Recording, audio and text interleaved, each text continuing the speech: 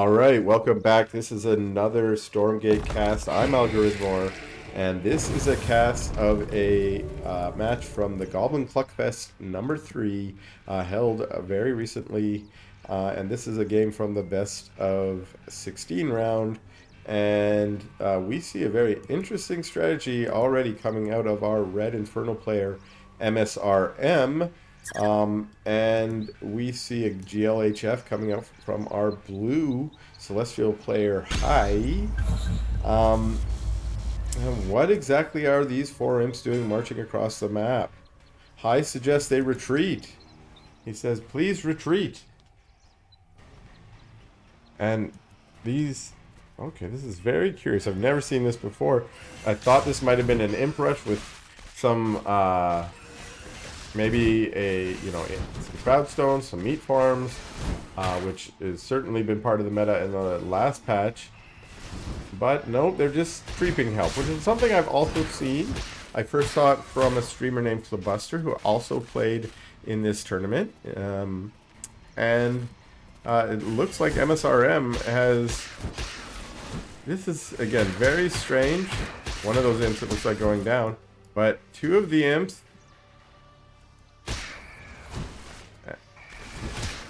And we got fiends that came from this very incredibly good micro. I'm just really amazed at this micro and this strategy. I should say that two of those imps came in. We got a meat farm and a shroudstone and another shroudstone. So this is going to be pretty hard for High to deal with. We have one Argent out.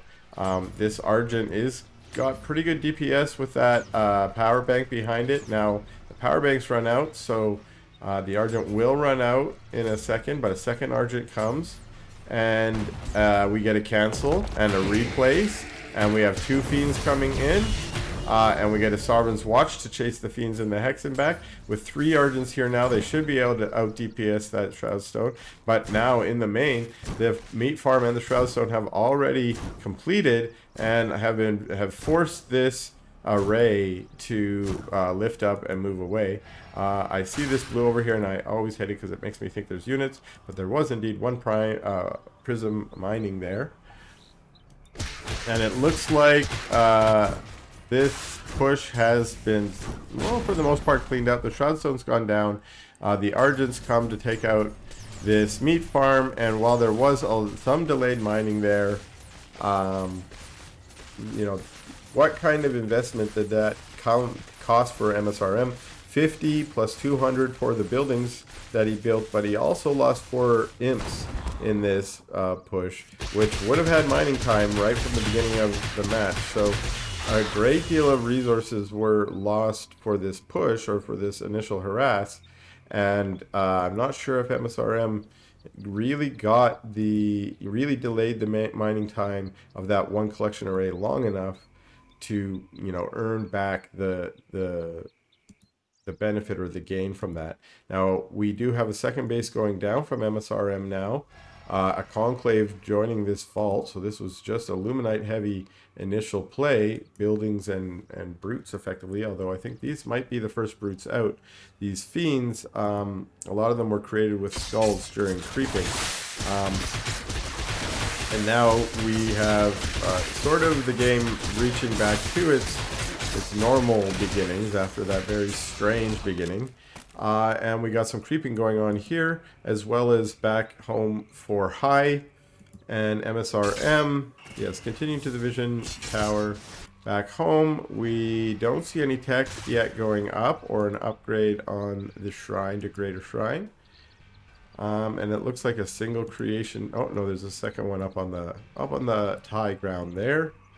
And we've got we've got a third array, and it looks like a fourth array, so a pretty sort of mass expandy kind of approach from High, which can be very good for Celestials.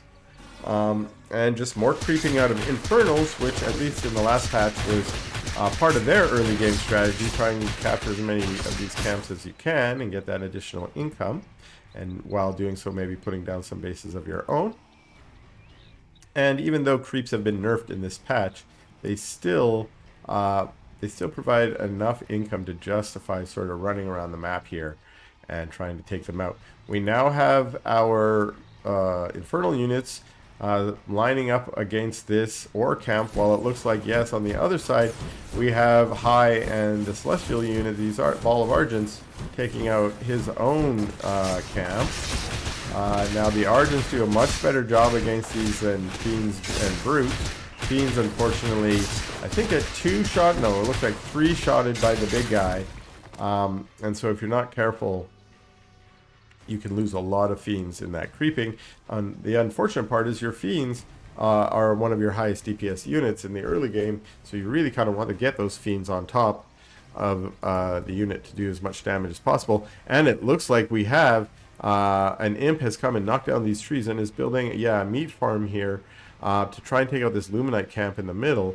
But High, who has taken out his ore camp, is moving towards MSRM's base. So the creeping is going down, and it's moving swiftly. We now have both speed camps taken. Of course, that does alert MSRM that there might be a push coming, and these speedy little Argents are now sprinting their way across. Although there is 4 Gaunts and a Magmadon here. That Magmadon is pretty good, but by himself can get focus fired, as we saw there. And yeah, it bought enough time for these fiends and brutes to get back, and we now see these fiends. Fiends are really good against Argents, especially if the Argents are not in a very large ball. And what I think MSRM was just saying, hey, let me move back here and regroup with my new mag and see if I can move back out. Although, where is he headed? He's headed to these trees. Curious. Maybe he's going to blast them down, while High is heading back to his base. So the mag knocks down these trees, opening another path for MSRM's units to get over to High's base, but of course opening another path to his own base. And he's put down a shrine here, so this is his third, making it a little bit more open for High to attack. I think the strategy of MSRM is to keep his army up here in a more aggressive position, sort of as both as a defensive play for this third base, as well as maybe feeling kind of like a contain or aggression from High. Now he has gone ahead and moved his whole army over here to capture this speed camp, which is not always the greatest way to capture camps. We see this single unit being trying to use to capture the camp. These scanners, which are invisible when they perch, can no longer capture towers because of a meta that emerged in the last patch. We see these Gaunts on the high ground harassing this array, making it lift up and float away, while the brutes and the mags and the fiends just stand behind and watch and provide a little bit of defense. And now, well, we get some aggression. It looks like we have a Saber misrally moving right out here and being jumped right on top of by those fiends. It's an unfortunate play for High. That unit could have been very good against these units, but it should stand in the back like those two are. Those two got the orders. Stay in the back. This scanner out front saying, hey, I can see you, because that's pretty much all scanners do. So now being microed away to provide vision on other parts of the map, like this one is doing right here. Oh, we got the Magmadon dropping down these trees now, saying, hey, I don't need to go to the high ground to harass these. I can get on the low ground. These Sabers coming down to this low ground again. I don't really like where they are. Look at them blocking all of those Argents. Oh, those poor Argents can't get up to the front and do the damage that they want to do. Those slow-moving Sabers blocking them. And we've got this army moving back. We have the trample, but not the speed, but we have speed on our Gaunts. Ooh, it looks like a misrallied mag here gets also taken out. That's maybe payback for the Saber. And we've got a pretty good army from both parties here, although MSRM is looking to have just a little bit more at least in terms of size, not necessarily in terms of supply. We see supply is higher for high. That does seem a little bit strange. Are there units back home? I don't see any. So maybe my own instincts are just a little bit off there. Those gaunt balls don't take up a lot of supply, but they do take up a lot of space on the screen, and maybe that's what I'm seeing there. You see one of those mags there stomping down some of these trees. This is a strategy that I think is really good as the game moves into the mid game, especially for Infernals. You can then go pop an effigy right there, so that your healing camp not only heals your main health, but also heals that Swede white health, or shroud skin as I like to call it. This ball is looking pretty nice. As an Infernal player, I'd like to see this against my Celestial opponents. We got 4 mags, we got some brutes also for tanking, and just a good old ball of gaunts behind that, fully upgraded. And do we have, still no speed, do we have, oh, now we are going to our Elder Shrine, which is going to allow us to get those tier 3 upgrades and make that those units even better. Oh, we missed, sorry, I missed a nice push here that took out this third base. And it looks like it's going right back down for MSRM. These sabers now in a pretty deadly ball. The siege units of all of the factions are pretty devastating, especially if you get a lot of them, and if you get them upgraded. And behind a nice wall of Argents like that, they can just do a ton of damage.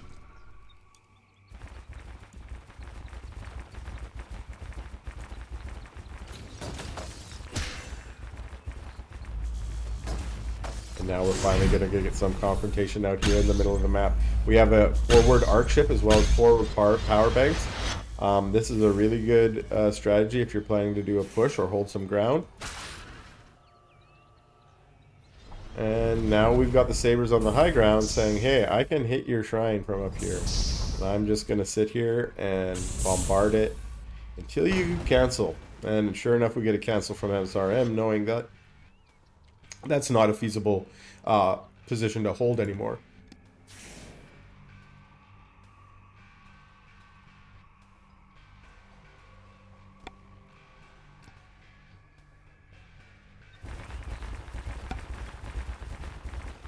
All right, MSRM deciding to instead reposition up here by this Therium base, which again gives a little bit more protection for this new base that he's going to put down up here.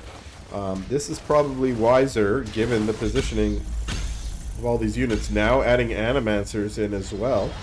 Also able to do some really damaging area of effect. And MSRM now taking his ball to move up here, taking out this base, while we have, okay, this Morph Core scouting out the Therium base while trying to go take the base that MSRM is also taking right now. We now have this giant ball, a 40 supply lead ball with all of these sabers, added a few sides. Now pushing in to this base. Those imps were still long distance mining from down below. All of the long distance miners being taken out. And it looks like we're going to get an interesting flank move from MSRM. Coming in with legs from both sides, cutting off a huge ball of Argents. Some of those sabers cut off as well. That was a beautiful positioning move from MSRM. We now have those megs coming down on the rest of the army. Almost all we have, we got a really good Dark Prophecy there, pushing them back. That spell is so damaging. You do not want to stand under it. You do not want to march your units through it. This has allowed the Argents and the Sabers to try to retreat back. Although the harass on the back end, we now have Spriggans being added. It's only Sabers now. Yeah, you definitely have to turn and fight at this point because they move so slowly. You're not going to get away. We got Sovereign's Watch going down, but this is looking like it's going to be it for this army from high. That great positioning maneuver. Actually, I spoke too soon. These Sabers deal so much damage, clearing out those squishy gaunts. The Hellborns in the back still doing some good work, But yeah, this army from high just managing to push them back, managing to push back the Hellborns that are these expensive units. You don't want to lose them. They keep turning to fight because, again, if you are being chased across the map, my friends, turn and fight, turn and fight. Don't lose those units for free. Get some damage in there. We got the dragon. This is a great back and forth. The dragon saying, okay, I can come and do some damage here. Getting some infest with his breath. Killing some of these Argents and spawning some Fiends. And there's just not enough army, ground army, or size to really push this dragon back. The Fiends being produced here are just enough to keep pushing the ground army back. And the sides just unfortunately do not do enough damage to that dragon. We have those Hellborns coming back saying, hey, I want to get part of this action. Although it looks like everyone is now moving back to the safety of, oh, well, I was going to say that speed camp, but it looks like, where are they moving here? Oh, there's a Morph Core. This Morph Core has decided, I'm not going to put down a base. I'm just going to harass you with my piddly attack. It really does almost no damage. Although I think it did get buffed. No, it did not get buffed. It got buffed against trees in the last patch. That's great. So if you happen to get attacked by trees, Morph Cores are a good defense. We have Spriggans and Shadowflyers here coming to do their harass along with the dragon. Looks like we've got almost a full tech switch here. That was a very interesting play, lifting up the array. I think what it was to lure those Shadowflyers into doing a suicide, which they did, so it was probably a good play. We do have some ground units up here. It's not a pure air play out of MSRM now. And from high, we do have a pretty good ball of air being added to this Argent, Cabal, and Animancer mix, as well as an Arc ship moving out. The Arc ship allowing to provide healing, and also is a pretty good tank. This is a very interesting positioning for the Therium Purifier. Up on the high ground, so it's harder to scout. You might see the prisms there, but it's not really any further away for these prisms that can fly to get to it. I think that's really cool. And a Dark Prophecy going down to clear out some of these trees to help the units move through, though I'm not sure which of those units can't move through the trees. Thought they all could. We got Sabers harassing this Animancer. Sorry, not Sabers. Brigands getting a kill on that Animancer. And a pretty big old ball of Fiends now. Likely produced from the Creeping with the Dragon. Creeping with the Dragon is even better than Creeping with Plague Axis. We got a cancel on that shrine here. It looks like this base has been rebuilt. And both opponents here somewhat content to stay on their side of the map after that one really big fight that happened a few minutes ago. The Spriggans and the Dragon deciding, let's go do some more harass. There's a link or strike node out here. The sides coming back to say, I want to get in on that, scare you away. But the Dragon and the Spriggans come right back in. We now have a battle going on the low ground, a Dark Prophecy being used for zoning mostly. And this is a very large army from MSRM. That is a huge ball of Shadowflyers. We now have an invisible army over here. The Animancers have the ability to cloak all their units, which seems to me to be a great way to attack. While we can see all these units, and so can High, without detection, MSRM cannot see them unless they get right on top of his units, in which case you do have very limited detection. These air units caught in that Dark Prophecy.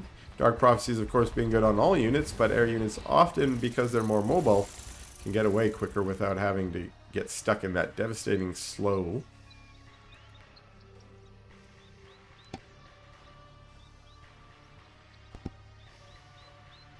Alright, just a lot of back and forth coming from these two.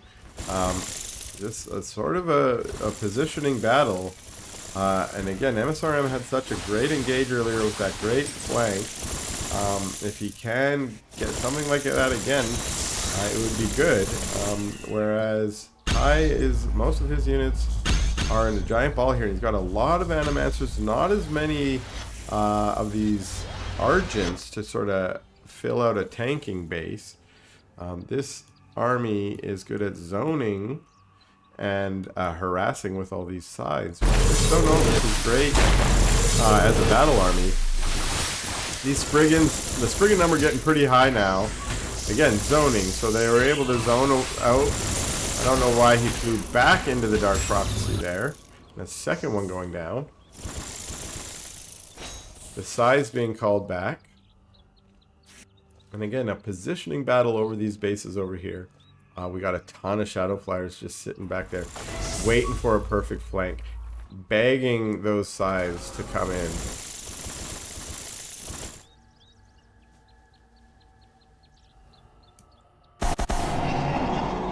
Another invisibility cloak going down. And with that, some Dark Prophecies.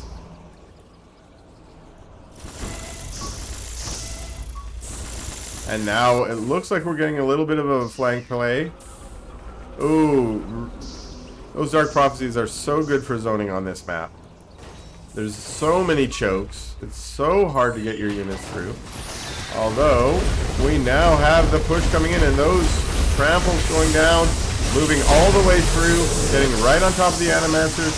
The Shadow Flyers also coming in, getting some pretty good engages, but not the kind of deep engage you want to get. And instead we just see a giant swarm of fiends being created out of those units. More Shadow Flyers. Oh, you don't want to impact them all on one like that. And unfortunately, this is sort of what happens when you smash an Infernal army. Oh, and that's a GG out of high. Thanks a lot for watching, and stay tuned for Game 2 from this series.